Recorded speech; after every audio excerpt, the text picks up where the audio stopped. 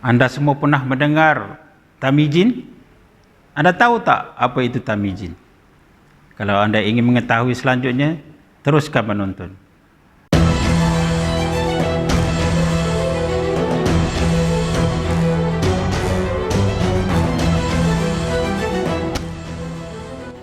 Assalamualaikum warahmatullahi taala wabarakatuh. Anda pernah tak mendengar apa itu tamijin? Dalam bidang perubatan, tamijin ini merupakan sejenis ubat yang digunakan oleh para doktor untuk mengubat orang-orang yang mempunyai simptom-simptom alahan badan seperti mata berair, hidung berair dan juga demam. Mengambil inspirasi itulah saya dan daripada Semap Kajang ingin memperkenalkan satu kaedah penulisan pasca nilai ataupun postmortem yang komprehensif yang kita namakan sebagai tamijin. Setiap sekolah akan membuat postmortem setiap kali selepas peperiksaan.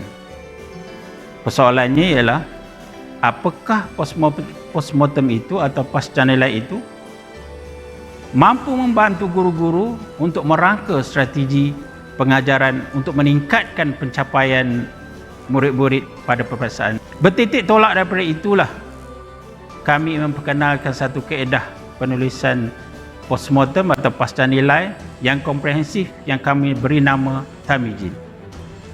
Apa itu tamijin? Tamijin itu adalah akronim dari perkataan TA itu adalah trend analysis. M itu adalah metrik pencapaian, I itu adalah analisis item, G itulah gap analysis, dan AN itu adalah intervensi. Mengapa kita masukkan elemen trend analysis?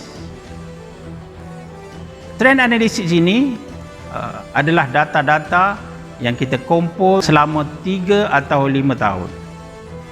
Gunanya trend analysis ini ialah untuk kita meramalkan apakah keputusan yang akan dicapai dalam peperiksaan seterusnya berdasarkan pencapaian-pencapaian yang lepas.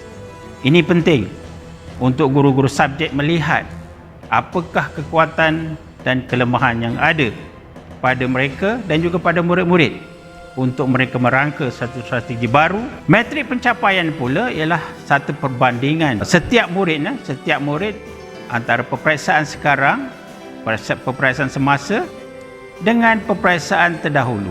Mengapa kita perlu bandingkan? Dari situlah kita melihat dengan mudah jumlah pelajar-pelajar yang menurun ataupun yang meningkat ataupun yang tidak berubah. Apa gunanya kita melihat perbandingan ini? Kita akan melihat, kita akan dapat menilai keberkesanan pengajaran kita dan murid-murid akan melihat keberkesanan usaha mereka untuk meningkatkan pencapaian dalam peperiksaan.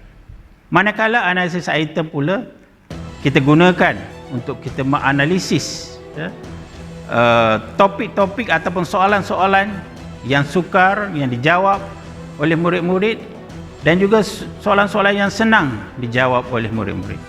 Apa gunanya kita mengadakan analisis item ini? Untuk kita melihat atau merangka strategi pengajaran kita, apakah topik-topik yang perlu kita perlu beri perhatian selepas peperiksaan itu. Manakala analisis jurang atau gap analysis ini pula kita gunakan untuk melihat secara lebih mudah antara markah penuh dengan keupayaan pelajar menjawab soalan-soalan yang ada dalam peperiksaan itu. Kita akan dapat melihat dengan mudah apakah soalan manakah yang murid-murid sukar menjawab dan apakah keupayaan murid-murid kita berbanding dengan markah penuh yang sepatutnya mereka capai. Di sinilah guru-guru akan dapat merangka strategi pengajaran mereka dan melihat kembali apakah topik-topik ataupun soalan-soalan ini terlalu sukar untuk dijawab oleh murid-murid ataupun boleh kita rangka satu cara yang baik, yang berkesan, yang boleh membantu murid-murid mendapat markah yang baik.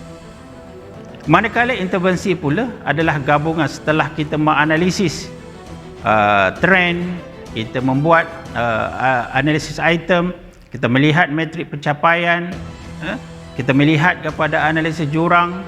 Kalau kita dah ada data yang cukup, data yang lengkap, data yang komprehensif, program intervensi kita akan menjadi lebih mudah dan menjadi lebih berfokus menepati keperluan pelajar-pelajar.